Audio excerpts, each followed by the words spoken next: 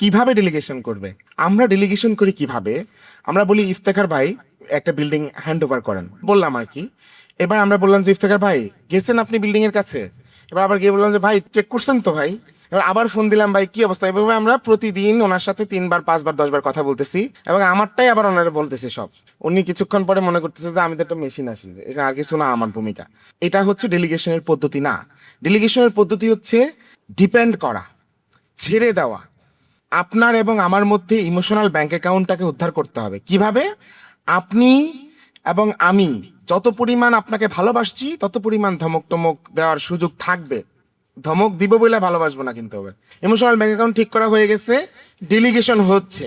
পদ্ধতিটা হচ্ছে তাকে তার মতো করে করতে দেওয়া, ট্রাস্ট রেখে। সো ডেলিগেশনের এই পদ্ধতির ফলো না করলে আপনি কখনো ডেলিগেশন পারবেন না।